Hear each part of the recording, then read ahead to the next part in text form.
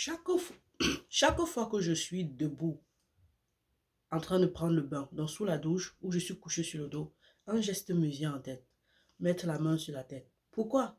Parce que ça me vient naturellement de faire la palpation du sang. Alors, qu'est-ce que je fais? Je mets la main sur la tête, je prends mes doigts, je vais autour du sang, autour aux alentours, et je vais aux aisselles. Ou je vais du haut vers le bas, ou du bas vers le haut. Pourquoi je fais ce geste? Parce que je sais que quand je mets la main sur la tête, les glandes mammaires, ce que vous appelez les boules dans les seins là, c'est ça qui produit le lait. Normalement, c'est en forme de boule. Mais quand tu mets la main sur la tête, le muscle de la poitrine absorbe ça naturellement. Et donc, s'il y a une boule dangereuse, malveillante, un individu qui est en train de vouloir créer des problèmes, vous allez le ressentir au toucher. Donc, qu'est-ce que je fais? Je peux le faire. Tu peux le faire tous les jours, mais je te conseille de faire ça une fois par mois aussi. Donc, vraiment, s'il te plaît, fais ça une fois par mois. On n'aura pas de problème. Il n'y aura vraiment rien à... On n'aura vraiment pas... Je ne vais pas souvent courir derrière toi. Et naturellement, je n'ai pas besoin d'attendre octobre pour te parler de ça parce que je t'ai parlé de ça fatigué. Mais je vais encore te parler de ça, te parler de ça, te parler de ça autant de fois que je pourrais parce que je voudrais qu'on prévienne. Il peut donc arriver que tu fais ce que je t'ai dit là et que tu découvres qu'il y a une boule dedans. Pas de panique. Tu rencontres un médecin, il va faire une échographie ou alors une échographie mammaire ou alors une mammographie et il va te dire si c'est un problème ou pas.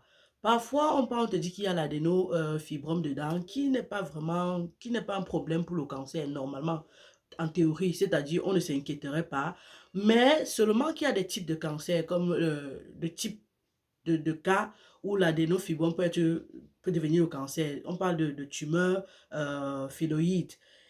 Euh, Ce type-là est rare, mais pas comme ça que par mesure de sécurité, lorsqu'on découvre cette boule-là, on te dit il n'y a rien. Chaque un an au moins, va faire une mammographie, va faire une échographie. Si c'est que tu vois que c'est en train de changer, c'est en train d'augmenter de volume, tu t'inquiètes un peu. Donc, quand tu découvres déjà ça, toi-même, tu commences à palper chaque mois ou chaque 2 semaines et tu fais l'échographie chaque 6 mois ou alors chaque année. Tu ne perds rien. Ne dis pas que tu n'as pas de l'argent parce que tu ne veux pas avoir le cancer.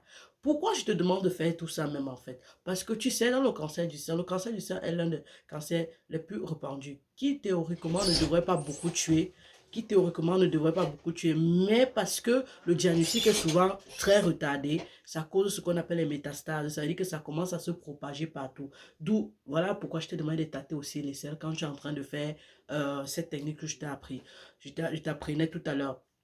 Et si tu fais le diagnostic précoce, ça veut dire que le traitement sera plus rapide et tu vas combattre ce méchant que je n'aime pas. Je ne l'aime pas. Je ne l'aime pas. Je vous dis, je ne l'aime pas.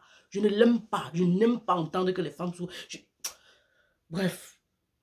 Maintenant, à part ça, à part tâter là, qu'est-ce que tu peux faire? Tu dois regarder l'aspect de ton sein. Si tu vois que ton sein a déjà les trous dedans, tu vois un peu là comme la peau de l'orange, non? Tu commences à dire, hey, il y a un problème.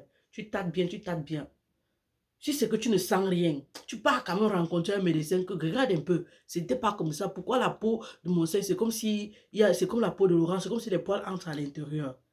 Si tu constates que le bout de ton sein d'abord était dehors, mais que ça commence un peu à entrer un jar, ça commence à être problématique, il faut réfléchir.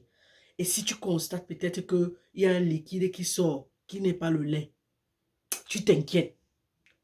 C'est parce que les femmes qui ont la galactorée peuvent avoir l'époulement de lait. Mais donc, si ce n'est pas blanc clair là, si c'est un genre là, tu dois t'inquiéter. Et même la personne qui, regarde, non, s'il sent un peu qu'il a goûté quelque chose qui est bizarre, il doit te dire que, hey, il y a un truc qui est sorti. Tu pars chez le médecin.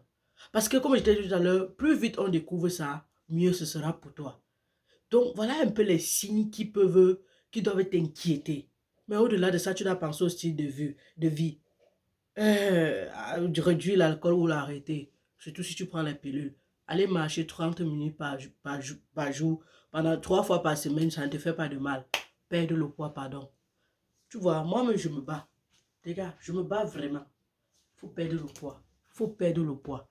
Il faut vraiment perdre le poids. C'est pour ta santé que je le dis, ma chérie. D'accord? Donc, c'était un peu encore, on va revenir au cancer du sein. La prévention, on en parle toujours. En ce qui concerne l'adénofibrome, comme je disais tout à l'heure, ce n'est pas un cancer, c'est une tumeur bénigne. Donc, ça ne t'empêche pas de concevoir, ça ne t'empêche pas de prendre des contraceptions, ça ne t'empêche pas d'allaiter, ça ne t'empêche pas d'être enceinte. Mais comme j'ai dit, ça peut te développer à autre chose dans les cas rares. Donc, ta santé doit être ta priorité. Regarde ça strictement. D'accord? Je te souhaite une bonne journée à toi qui m'as regardé. Tu as regardé la Daronne de la santé 3.0. Je te reste à Thérèse, ton infirmière. Tchuss!